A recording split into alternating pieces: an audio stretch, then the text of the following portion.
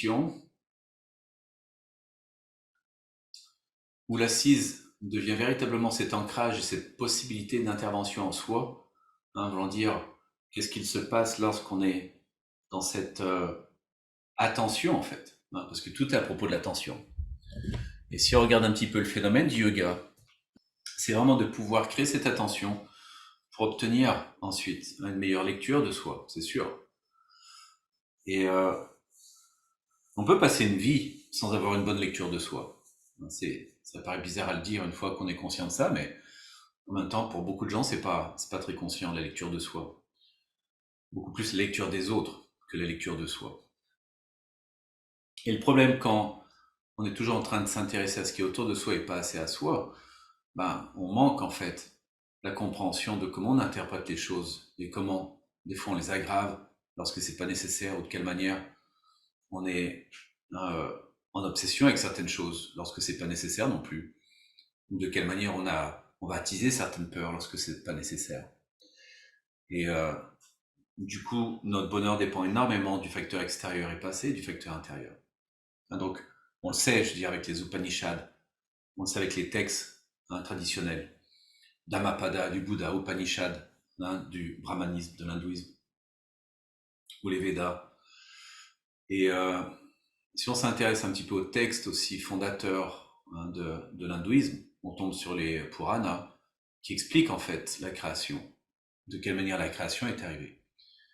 Et toute forme de création est très similaire dans la plupart des religions, et c'est la plupart du temps une projection. Donc si on regarde dans la philosophie hindouiste aussi, le rapport de création est une projection. C'est une projection du mental, de Brahma, l'être qui va créer, à travers ce mental, une projection d'un monde, d'un être, nous les êtres entre autres, et de quelle manière nous on continue à projeter. On continue à être pris dans un rapport de projection, ce qui est un petit peu normal aussi, puisque c'est notre aspect aussi cognitif, répétitif. Mais si on n'a pas une bonne lecture de soi, on ne se rend pas compte des effets de projection. Et le gros problème, c'est quand on n'est pas conscient de nos effets de projection, on continue à projeter. Tout est à propos de nous, uniquement à propos de nous. Toute chose qui peut arriver reste limitée à notre présence et n'a pas plus de possibilité d'être différemment. Et lorsqu'on se rend compte des projections qu'on fait continuellement, on se rend compte des attentes qu'on développe. Et lorsqu'on se rend compte des attentes qu'on développe, on se rend compte des effets un peu misérables qu'on développe en soi. Parce que tout est continuellement en projection de soi, constamment, constamment, constamment. Ce que les yogis vont appeler l'incapacité d'adaptabilité face aux mouvements changeants de toute chose. Parce que si on fait, si on est en projection de soi, immanquablement cette projection, on veut la tenir d'une manière stable et on refuse que des facteurs extérieurs viennent troubler cette projection ou créer certains changements dans nos plans. Et c'est de là où souvent on est en rapport avec une certaine forme, des fois de déception qui peut se transformer en certaine forme de misère humaine.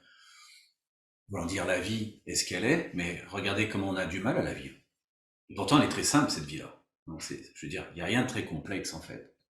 Ce qui est complexe, c'est notre complexité, qui n'est pas adaptée à ce qui se passe à l'extérieur de soi, mais toujours forcée par rapport à ce qu'on veut, ce qui se passe à l'intérieur de soi et comment on va le projeter à l'extérieur de soi. Donc, voyons voir ce que ça donne pour aujourd'hui.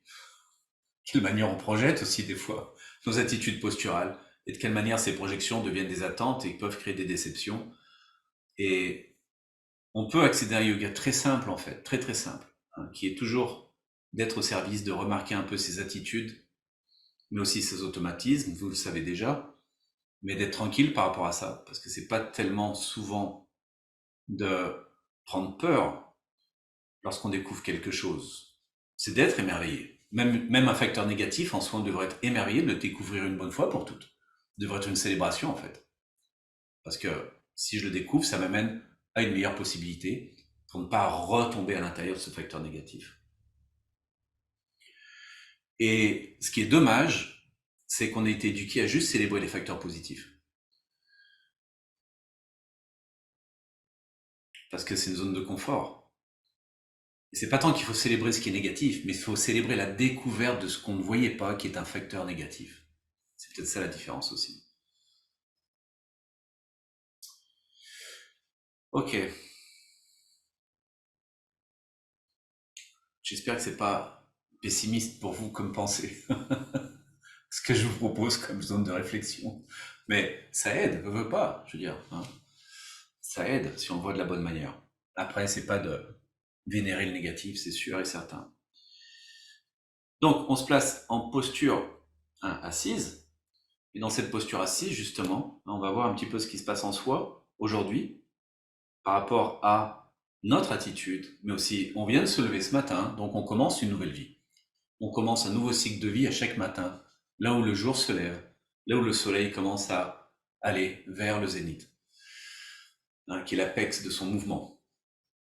Et ensuite, il y a une redescente lente vers notre possibilité de dissolution à travers la nuit, qui nous ramène jusqu'au lendemain, qui à nouveau va surgir dans un nouvel élément. Donc prenons cette journée comme un nouvel élément de notre vie, une nouvelle possibilité, et regardons d'abord à l'intérieur comment on se sent, que ce soit au niveau émotionnel qu'au niveau réceptivité. Émotionnel, le ventre, réceptivité, le cœur.